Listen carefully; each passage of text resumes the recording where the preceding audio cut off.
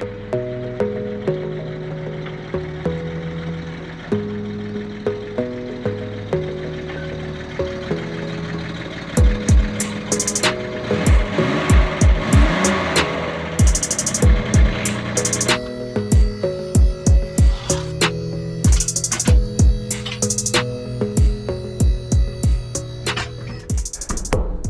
guys, so we got a pretty cool video for you guys today.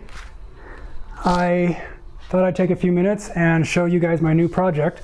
This is my 1967 Corvair Monza 110, and I just picked it up late last month, and it's just been kind of sitting outside in the rain waiting for its turn to be worked on. So I've spent the last couple weeks working on our red 1964 Corvair. Check out the videos in the list for that, and all the tune-up videos and getting it running good. So that worked out really well. Actually, the last couple days I spent lowering the suspension on that car. I didn't video it, but I'll show a clip of it driving around. It looks really cool, turned out really good. So this car here is my next project. It's gonna be really fun. I'm gonna bring you guys along for everything that I do to it. I'll give you a quick tour around the outside and the inside and underneath and the engine, and kind of tell you what my plans are. And I'm just really excited about getting into it and having a great summer, getting all the projects done. So we'll get you in here and get you to take a look. All right, so starting on the outside, we'll just take a quick look down this thing. As you can probably see, it's super straight. The car is in really good shape body-wise. It's got all these paint spots all around it that are, for me, when I got the car, you know, it had white spots kind of all over it where the paint was kind of falling off. And what it was you can kind of see this white in here coming off. It was Bondo. Every panel on the car has Bondo patches on it, but I think they're all minor cosmetic situations. So what I did was I went around and scraped off all of the paint that was flaking, sanded it, and then sprayed a little primer on the panels. So, and as it sat out in the rain for the last few weeks, it's continuing to flake because the Bondo just didn't stick to the paint underneath. So until I paint it or get it painted, I'm just going to keep on scraping off the flaky paint and sanding it and spraying primer on it just to stop the bleeding. So that's all that is. Now, as you can see, it's missing trim. It's missing window trim and front grille trim and headlight trim. I have all of that. The car came with a big box of trim. I have all of the chrome. It's a complete car. The previous owner was in the process of getting it painted and stripped it down for paint, and then it just kind of sat outside for 10 or 12 years from what I understand of the story. So I have all the trim. It's ready to go. I have all the window trim to make it look complete and all that. So she just needs to be completely sanded down and maybe have a little body work done on it. Try to get rid of the Bondo as much as I can, and Bondo whatever I have to. But overall, this car is really, really tight and really, really straight. The doors open up and close incredibly well. It just looks really, really, really good. And it is really a cool car. I'm so excited. And we've got a couple, if you've seen in my other videos, we've got a couple of 64 Corvairs, and they're super classy. I absolutely love them. We have a lot of fun in our family. We're a Corvair family. But this one is kind of my baby, and it being the later model, 1967, it's just got this beautiful, beautiful line going down it. It's kind of a mix between a Camaro and a Chevelle with a bit of a European flair. It just looks really, really nice. And when I got the car, it was already lowered in the front. I believe, I don't know for sure, but from the looks of it, I would say it has a stock suspension height in the back, and maybe 2 coils were cut in the front, because it has a nice rake to it. And the car didn't actually come with rims and tires. So what I did was I bought these rims and tires used off of Craigslist as rollers, and they're not great, but they're cool looking, and they do the job. And then what I did was I bought 2 smaller tires for the front and 2 slightly larger tires in the back. So when it sits, not only does it have a lowered suspension in the front, but it's got a little bit bigger tire in the back, and it gives it a nice little rake, like a little bit of a racing look. So that's super cool. Really happy with that. And once I get it painted, I will definitely get new rims and tires for it, and then just have these rims and tires here as a roller set for, you know, future projects, which I will have for sure. I'm nowhere near finished collecting these Corvairs. So That's the outside. Pretty cool. Very happy with it. It's definitely definitely a good project car. Definitely a solid starter. Let's take a quick look on the inside. It's blue, or what used to be anyway. I've got a door panel on this side. I'm missing the door panel installed here, but I actually have it in a box. It came with the car. I'm not sure why it's not on, but it's not.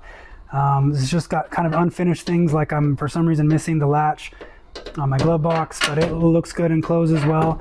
I've got the steering wheel off right now. It's actually right here along with all of its innards and parts, because I am working on the steering, or on the turn signal handle. It's a little sloppy, and it's got some broken parts in it, like the return mechanism and whatnot. So I took it apart so that I can try to see if I can get some parts replaced on it, just to make it work better. So that's why the steering wheel's not on it. And it's got original interior. It needs work. I wouldn't mind redoing it all, but it's definitely cool. When I got it, the headliner was falling down all in the window and all that.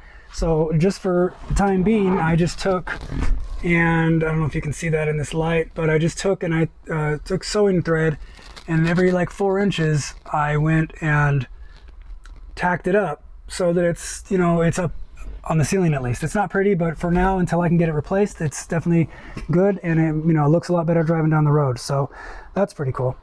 So I'll take a look over here down on the driver's side now.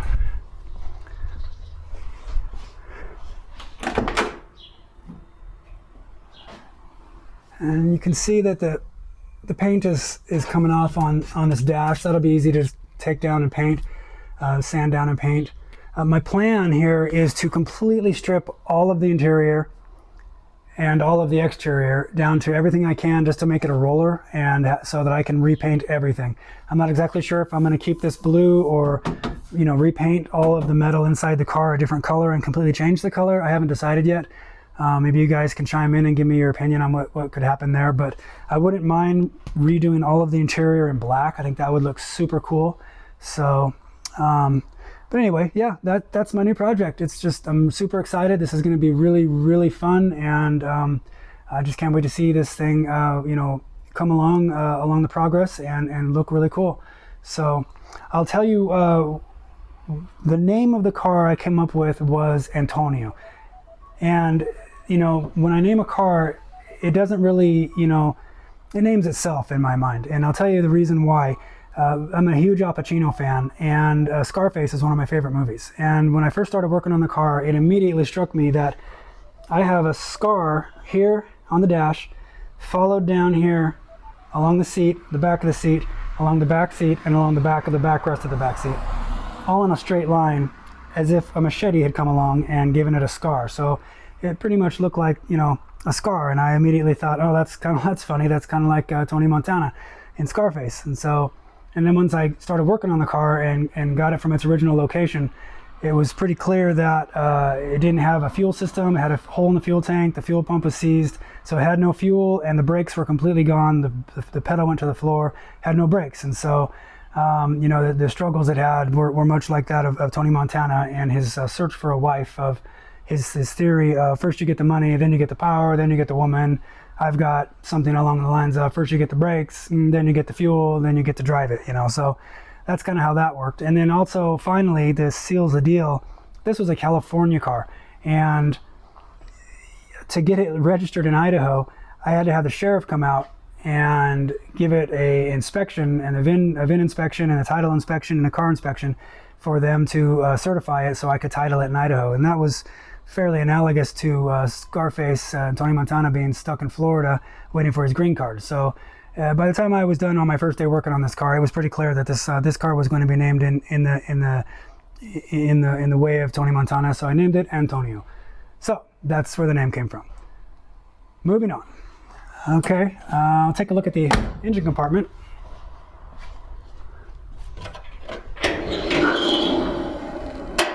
Okay, so what I did was, all I did was get this thing running enough to know that it's a viable project. And one of the things I had to do down here was delete on the fuel pump. And so I did that. I just put an expansion plug in that to block off the old fuel pump location. And then I put in a clickety-clack temporary pump with an inline filter back to the tank, and I had a new tank, and I can show you that underneath the car. I put a new gas tank in because the old one had a hole in it and it was leaking fuel all over the ground. And so I just come in when I want to start it, plug it in, and the fuel pump gets power and gets going. So it fires up. I put tune-up parts into it. It's a runner. It's strong and smooth. I'm really happy with it. I've gone through the carbs and cleaned them all out and gave it a basic tune-up, and it's very solid. So yeah, this just needs cleaned up and painted. I plan to take all of the top shrouds off and then go underneath the car and take all the bottom shrouds off and replace all of the gaskets and seals. There's a bunch of kind of leaking and residue all over the bottom of the engine and transmission from where it used to leak. And I'll show you that when I get down there as well. But then I'll get this all put back together again, and I'll paint all the pieces as they come off and before they go back on. One of the things that was interesting on this car is you can see right here, this is all melted and burned. This car apparently had some kind of fire, maybe the fuel line behind the firewall back here where it separates into rubber might have leaked, and the headers or the exhaust manifolds got them hot, or I don't know what happened, but I was having trouble getting the car started for the first time, and I spent hours trying to get the thing going. I didn't have the right voltage coming back to the coil, and so I started tracing, and I figured out, I crawled under the car underneath the wheel well and realized that that fire that was here eventually, or sometime in the past, had melted the entire wiring harness for like 3 feet, and it was all just one barbecued, mangled mess of wires that were all touching each other. So that was why I wasn't able to get it going. So I pulled the entire wiring harness, disconnected it from here, pulled it out all the way to the front of the car, and I spliced in like a 2-foot patch on all like 9 or 10 wires and put it all back in and wrapped it with this nice auto looming tape all the way through, so it's almost factory looking at this point, and it fired right up after that. So that was really cool. So that is the engine compartment. Super happy. It's just a really strong, I think it's only got like 60,000 miles on it, original miles. So it's really strong, and it doesn't do a lot of smoking or a lot of smelling. It's just very, very cool. So I will get, I'll get set up here to get underneath the car so I can show you what I'm up against underneath, and we will finish up there. Okay, so here I am underneath the car. I'm hoping I can show this okay. I'm not sure how well this is going to work out, but starting at the front, and I'll work our way back. I'll just kind of show you what I've got and what I'm up against. You can see I've just got a little bit of patina and surface rust on the bottom of the front of the body lip, which I'm sure is probably normal. Same with the floor pan and the front of the trunk pan. It's solid though. There's no holes. It looks really nice. The front suspension looks solid. It needs a few bushings. It's got a little bit of play. Like the ball joints might need replaced, or some of the stabilization bushings and whatnot. It's just really standard stuff. So otherwise, it looks real solid, and I'm real happy with that. As you can see, this nice shiny piece here is the new fuel tank that I put in. It definitely had a hole right down the middle of it and was dripping fuel out. So I got a new one online and popped that baby in. It was real easy. Just pop this sway bar off out of the way and drop this strap nut, and she pops in. You got to deal with the filler neck on the other side. But other than that, real easy job. It's no problem. And I've got new fuel lines routing into the sending unit and heading back to the rear of the car. And this little skinny line right here is my return line, and so that it when it overpowers, the fuel overpowers the carbs and the needle and seats are shut down, the residual pressure of fuel heads back to the tank, and water falls in cascades back into the tank. So that's super cool. My earlier cars don't do that, and I wish they did. That's a really neat feature. Okay, so looking back down the car, it looks, as you can see, it looks really clean. It's solid. There's no holes. There's no rust. Everything looks really solid and nice. Got a little bit of scraping down the belly pan. That's just from someone having a good time and hitting some off-roading or whatever they did in the past 30 or 40 years of its life, which is just great. Just gives it character. But the floor pan in general looks really good. Heat vents intact. The air passage guys look good. And then once you get back to the back here, things get a little messy. I don't have a lot of active leaks, a couple small drips down off of the valve covers, but there's definitely been a history here of leaks. This whole oil pan is covered in gunk. I'm sorry, this transmission pan is all covered in gunk. The transaxle is covered in gunk. The bell housing is covered in gunk, and the oil pan for some reason looks really nice. I'm not sure how that worked out, but the rest of the shrouds down here are not looking great, and it is actively leaking out of the valve covers. And I don't know, for those of you who know, it looks like I've got the wrong bottom shrouds on. The hole in the middle of that shroud is for a downdraft tube, which I think went out of style in like 61, and this is a 67. So these are definitely the wrong shrouds for this car. I'm not sure why I have them on here, but I'll get those replaced with the right kind, and they'll fit on there better and be correct. But otherwise, yeah, this looks pretty good. The exhaust is in decent shape. It doesn't have a lot of holes or blowouts. It seals up nice. Doesn't smoke. It looks really good. So the rear suspension I'm happy with. It rides pretty well, especially for the front end being lowered. It's not bad. Everything seems to be in working order. I do need to get new hoses for the heat runs, so I can get heat into the front of the car. It's disconnected on both sides, but not a big deal. That's pretty easy to repair and replace. Here you can see my wiring loom job from the fire. It was basically burned all the way up into here, all the way back, and so this is all been patched and is all wrapped in tape all the way to the front of the car. Yeah, that's it, guys. So hope you enjoyed that. This is going to be a super fun project. I look forward to bringing you guys all along. So that's about it for now, and we will see you on the next one.